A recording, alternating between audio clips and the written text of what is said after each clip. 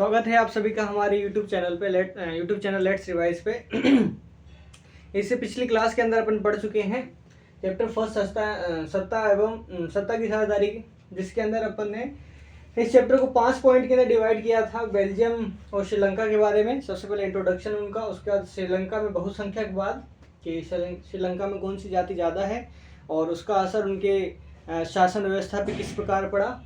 तीसरा पॉइंट है बेल्जियम की समझदारी, मतलब श्रीलंका की गलती से बेल्जियम ने क्या समझा और उन्होंने क्या सुधार किया। चौथा है सत्ता की साझेदारी क्यों आवश्यक है।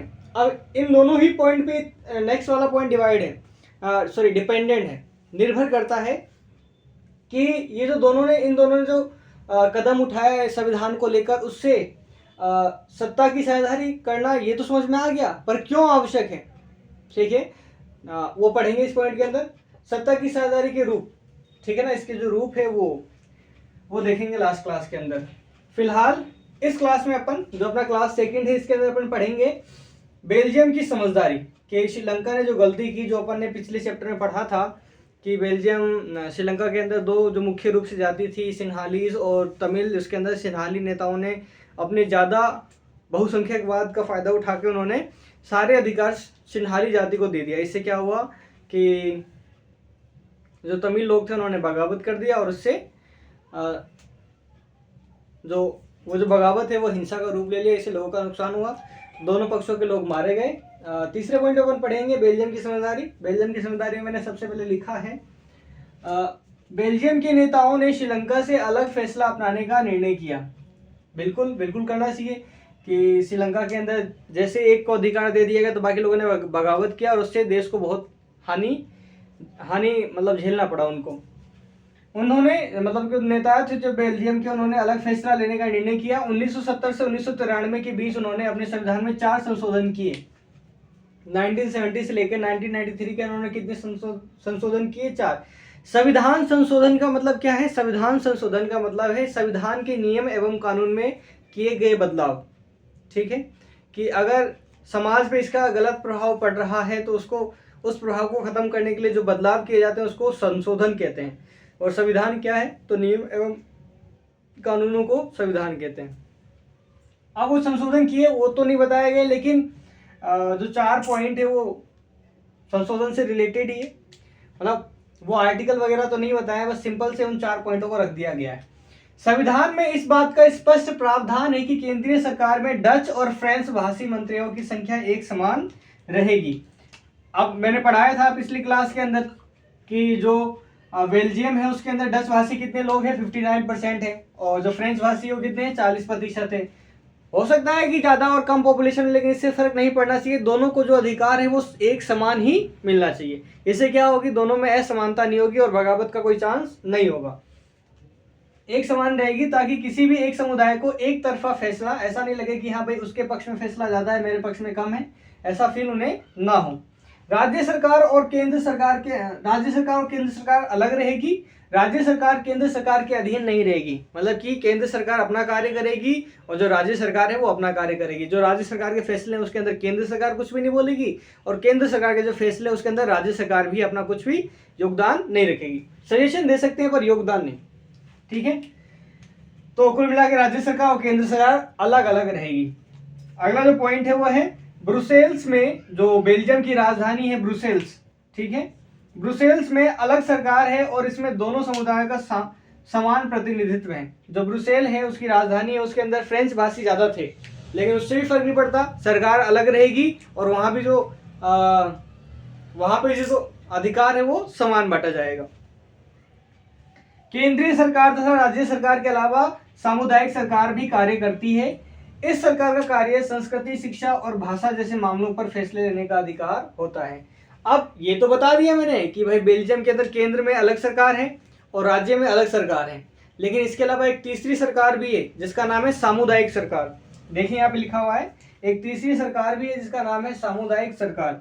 इस सामुदायिक सरकार का कार्य क्या है? तो देश के अंदर संस्कृति, शिक्षा और भाषा के जो कार्य हैं वो किस सरकार द्वारा किया जाएगा? सामुदायिक सरकार। एमसीक्यूज के लिए और वेरी शॉर्ट टाइप के लिए सबसे बेस्ट क्वेश्चन है कि बेल्जियम में जो सामुदायिक सरकार है उसका मुख्य कार्य क्या है? तो उसका मुख्य कार्य है संस्कृति का कार्य, शिक्षा का कार्य और भाषा का कार्य। देखो ये जो चैप्टर है वो 4 नंबर का है, जिसमें से 1 नंबर का एमसीक्यूज, 1 नंबर का वेरी शॉर्ट टाइप। तो ये दोनों के लिए ही इंपॉर्टेंट है।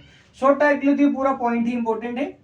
ठीक है, अगर पूछेगा तो वो ये पूछेगा कि बेल्जियम की समझदारी क्या है या बेल्जियम में किए गए 4 संशोधन क्या है, तो इसके अंदर आप ये 4 संशोधन लिख सकते हो। ये एक बार स्क्रीनशॉट ले लो आप, जिसको नोट्स बनाना।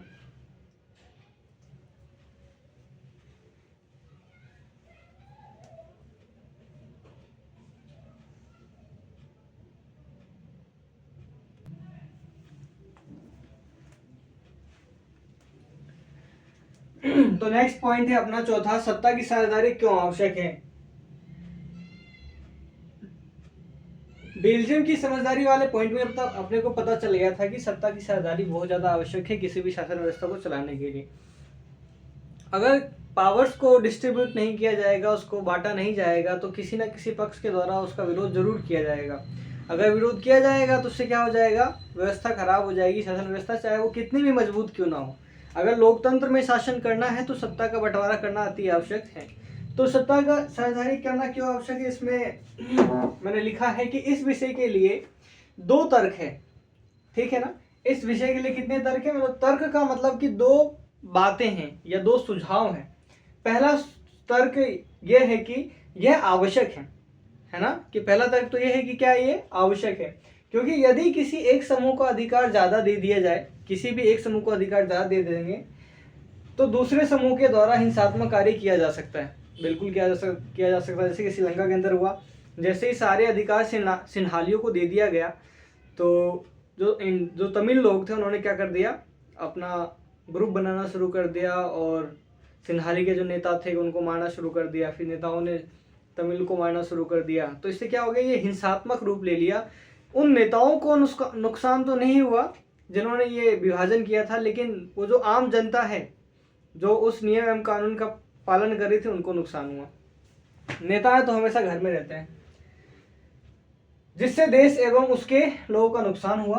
दूसरा पॉइंट है, सत्ता की साझेदारी दरअसल लोकतंत्र की आत्मा है। ठीक है ना, ये जब लोकतंत्र को व्यवस्था है तो उसमें सत्ता की साझेदारी होनी ही चाहिए। लोकतंत्र का मतलब ही होता है कि जो लोग इस शासन व्यवस्था के अंतर्गत आते हैं इनके बीच सत्ता का बंटवारा हो। ठीक है ना, अगर सत्ता के बंटवारे के अनुसार लोकतंत्र का मतलब देखेंगे तो जो इस तंत्र के अंदर आते हैं उनको ये क्या मिले, ये पावर्स मिले या उनके सत्ता का बंटवारा हो, उनके बीच में ही हो, कोई दूसरा नहीं हो या किसी भी एक पक्ष को ना हो।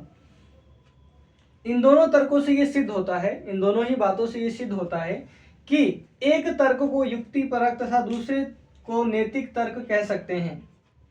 देखो यहाँ पे 2 शब्द हैं, एक तो है युक्तिपरक। ये जो 2 तर्क है ना, पहला वाला तर्क ये है, दूसरा वाला ये तर्क है। इन दोनों के बारे में एक एक शब्द दिया गया है, एक तो है युक्तिपरक और एक है नैतिक तर्क। ठीक है ना, युक्तिपरक तर्क और नैतिक तर्क। इन दोनों पक्षों को शॉर्ट फॉर्म में ये कह सकते हैं। युक्तिपरक का मतलब होता है लाभकारी परिणामों पर बल देना। मतलब युक्तिपरक का जो कार्य होता है क्या था, इस प्रकार से कार्य किया जाए कि जो इसके परिणाम हो कैसे हो, लाभकारी हो, देश को वो फायदा पहुंचाए। अगला है नैतिक तर्क, सत्ता के बंटवारे के अंतर्गत महत्व को बताता है। ठीक है, सत्ता का जो बंटवारा होता है उसके अंतर्भूत महत्व, कि सत्ता का बंटवारा क्यों आवश्यक है, नैतिक मूल्य क्या है इसके, कि दोनों पक्षों को समान अधिकार मिलना क्यों आवश्यक है। ठीक है, इसके पीछे क्या तर्क है, ये नैतिक तर्क हमें बताता है। एक बार इसका स्क्रीनशॉट ले लीजिए आप। लास्ट क्लास के अंदर अपन सत्ता की साझेदारी के रूप को पढ़ेंगे।